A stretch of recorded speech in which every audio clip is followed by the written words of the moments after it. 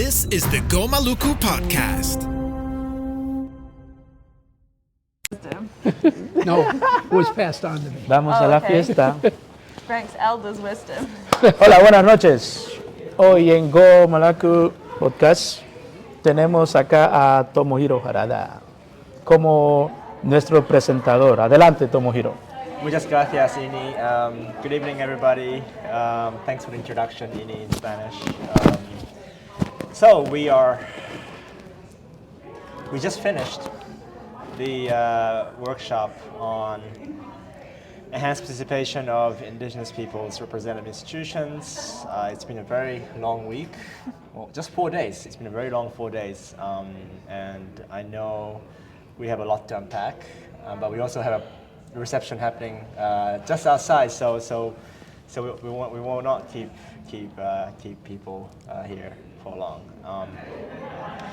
I've been thinking, what question to ask today, but I want to kind of keep it open and not frame anything. So just start with you, Ini. Just thoughts after 4 days of hard discussion on Indigenous Peoples representative institutions, enhanced participation at the Human Rights Council.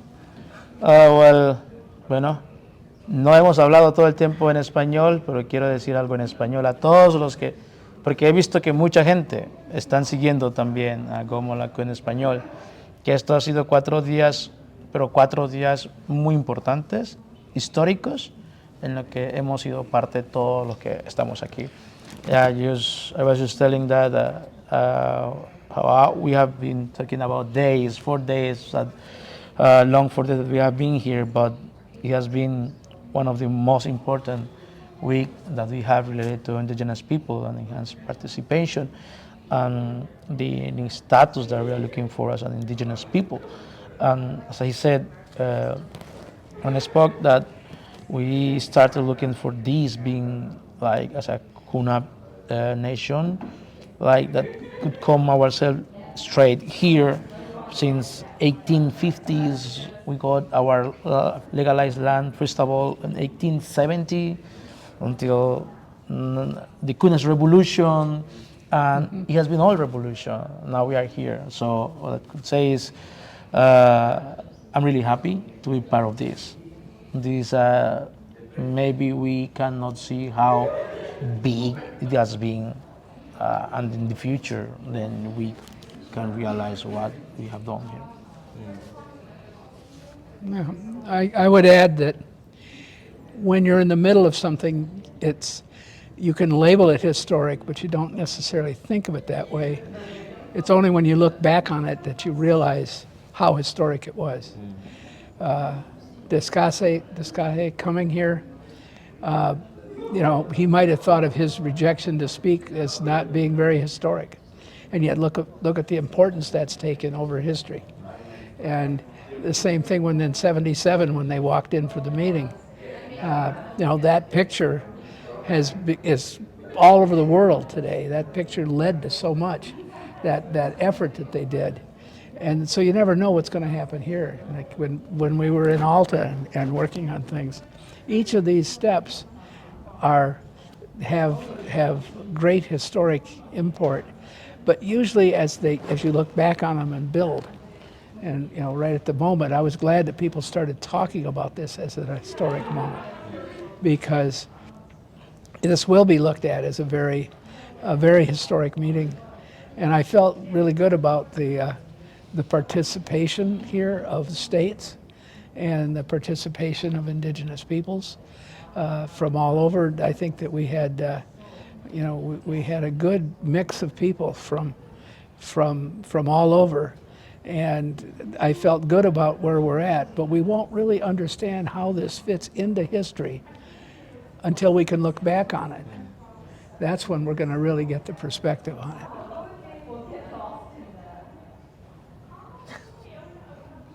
I have to add to that. It's hard to add to. Yeah, I agree. In early reflections, I think about what a privilege it is to sit in a room amongst people that have been fighting for Indigenous rights for our people, for our livelihoods, for our territories and languages for so long to get us to where we've got to. And you know, the other day when I was like, we're doing now what we want, I think we have to be grateful for that, even in the moments of high stress and high tension. Like, it's pretty cool to see how it worked kind of fine together. And more than that, it's like, this is what it actually looks like if we come together in a relational basis and work things out, which then just goes to show that the solutions are often right in front of us, easy to see, easy to implement. It's just time that we actually listen to Indigenous peoples and lived by the way that we've been living since forever. Yeah. I'm lost for words. Yeah, it's also a privilege for me to be here, being able to do what I can to support the work of Indigenous peoples. Just being here, it has been a privilege for me as well. Talking about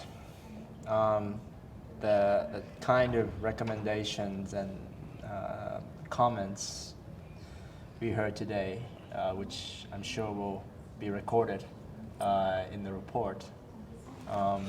Do you see, compared to the first day, do you see more consensus being built around what can be expected from this process, or what Indigenous people want from Indigenous peoples want from what could be this historical process?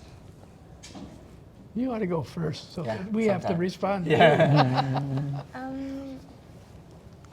I think like in looking at today, I think, you know, we really see that it's not now arguing how enhanced participation of Indigenous peoples is going to happen, but when.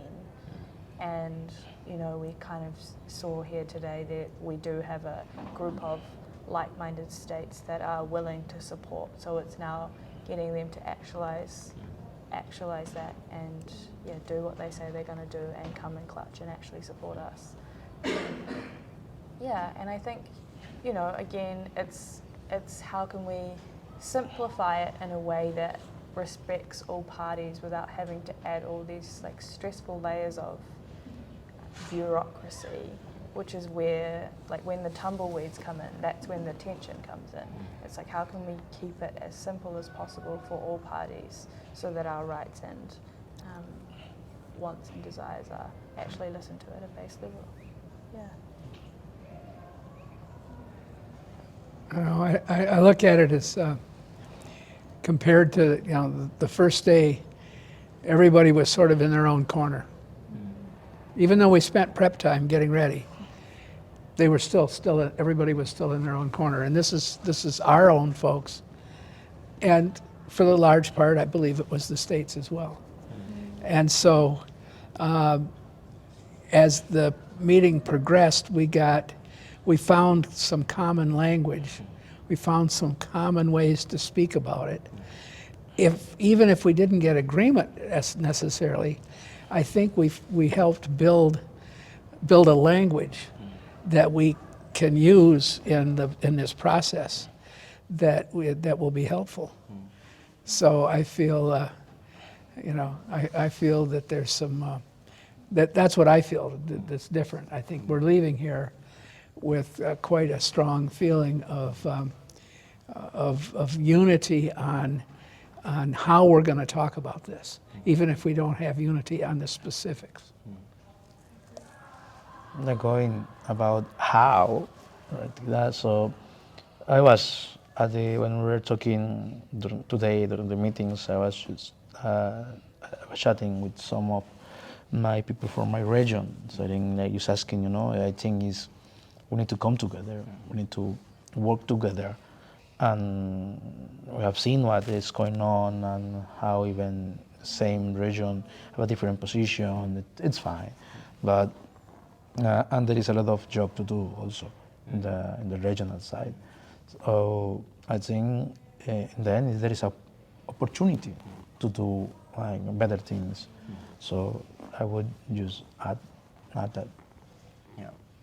No, in my observation, it was really great to see statements being made from different people where they're talking to each other. So it was a lot about, oh, we agree with Kenneth, we agree with Sarah or Canada, and at the end of the day, we start to really see more, people making associations of different statements being made, which is very nice to see, because you know that's when you know that people are listening, while at the same time taking into their views and comparing with others, and then we see this relationship building happening at the same time. Okay, I'll just have a couple of more rounds of questions and then we'll wrap up. So going home tomorrow, I think I don't know if you're staying for the business and human rights, but you're going home tomorrow. Yeah, right? I'm going home tomorrow. So going back home, and obviously you'll report back to your respective peoples, nations, assemblies. In short, what would your message be after having experienced all this? And any? Yeah, I'm just thinking about, well, imagine if I go back home and we have a assembly, let's say I need to explain about it.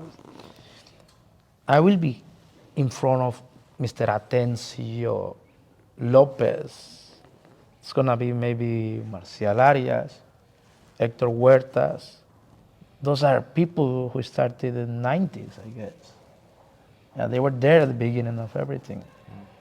So, and my chief especially, that we know my people, they really love to be represented by themselves.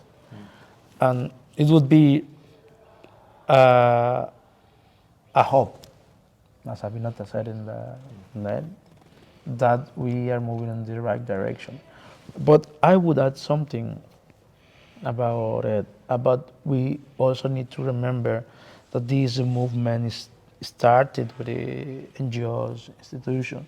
So we have to come together. We cannot let them down also. They have to be keep being part of this movement forward. But in general, this is excited because,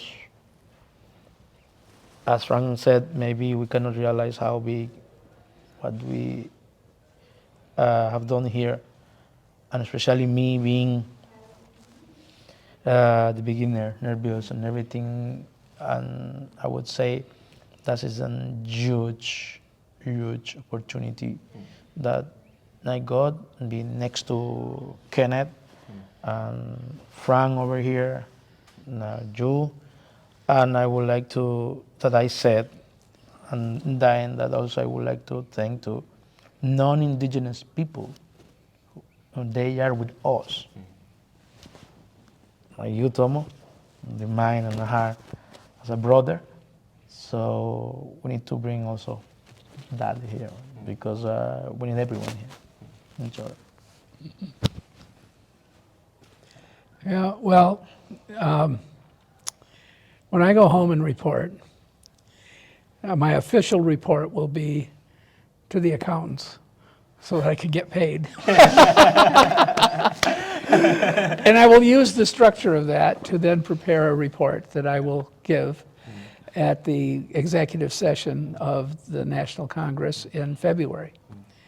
And I will give that either at the plenary session or else I'll give it in an international sessions breakout, because we're working on WIPO, we're working on climate change, we're working on this, and sometimes we put the three things together into one panel for a presentation, because often it's the same people doing each of the different parts. But the presentation that we give is that there are a number of, it's hard to get that across sometimes to some of the, when you're caught up, as they say, up to your up to your ears in alligators, it's really hard to have people look at the stars, you know? In other words, there's things going on. There's a lot of really intense issues that the tribal governments are dealing with that are around them all the time. And then to say, oh, by the way, you need to be in Geneva at this meeting, you know, it's another world to them. And so what that means is that part of our job is to help bring across Oren Lyon's statement about if you're not at the table, you're on the menu. Well, to be at the table, one of the things that we talked about, in fact, I just was on a panel at our annual meeting where I had prepared a statement and I threw it away and gave a totally different one. And the different one is there's more than one way to be at the table. You can be at the table by being there, physically at the table. You can be at the table by being part of the team that sends somebody to the table. You can be at the table because you monitor things virtually, or you're reading the documents and giving input. So there's a lot of different ways to be at the table. And so what we're trying to do is trying to get as many people as possible to assign staff to what I call the ambassadorial duties within a government. And in other words, that's the duties that carry outside of themselves, outside of their own domestic policy. I've always advocated that every tribe has a domestic policy, but they also have a foreign policy. And the foreign policy isn't just dealing with Italy or something. The foreign policy is dealing with the tribe down the road. They're a different nation. The foreign policy is dealing with the United States, or it's dealing with the UN. Those are foreign policy issues. And so each tribe has to have that. We've always had it, but we haven't really focused on it very much in more modern days. And so we're trying to make sure that people do focus on that. There are some tribes that specifically are doing it and doing quite well, but part of the job of being in this large consortium, the organization of the National Congress, we have to convey these things in a way that all of that they understand that they don't have to physically be there or spend money to be there, but they can give us input for those of us who do come. And so so I describe myself here as being in an ambassadorial context, and the National Congress would never seek this special status that we're looking for, because we're a nonprofit organization made up to serve all these other nations. So we would never seek the special status, but the individual nations would. And if one of them wanted to be here and had that status, we'd staff them when they came. And that would be it. So I'm here sort of as an ambassador to talk about these issues. So I'm reporting back in that capacity. That's the way I describe it. Yeah. Tiana? Yeah, that's an interesting one. I think, given that I was sponsored to come here by Kahungunu and Tato Tato Te Wairoa, a tribe that Papa Moana came from also, who started UNDRIP. He exited those processes saying incrementalism is stasis. But what I've realized is that you can't call relationship building and or the restoration of whakapapa, that is the working relationships between Indigenous peoples and the state, stasis or incrementalism, because the foundations of a strong relationship is what is going to build the movement forward. And you know, where we are at this point in time, so much has happened to get us here.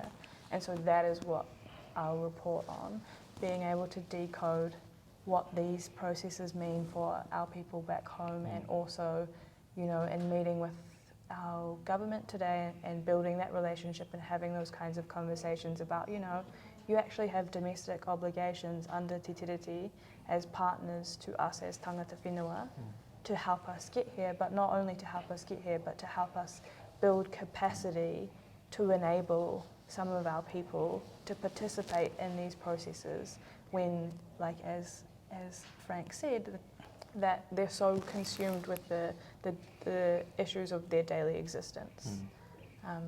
And so, yeah, those are the things that I'll be coming back home with. And yeah, just the stories of hope, I think, is what you take out of this.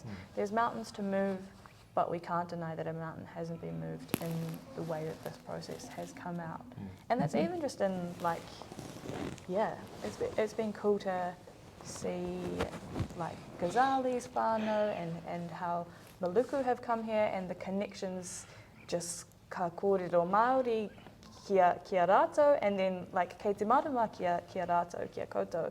And then so yeah, you just see that the whakapapa of all of our people really comes from one root.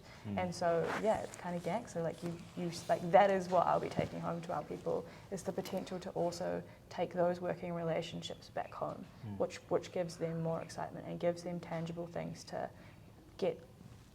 get around if they can't understand the technicalities and the language is of how these institutions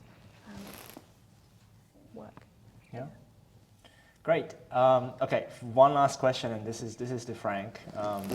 Frank, you're flanked by two very young future Indigenous diplomats. They are already a diplomat, but they, I think Tiana and Ini will come back to Geneva for every year, hopefully,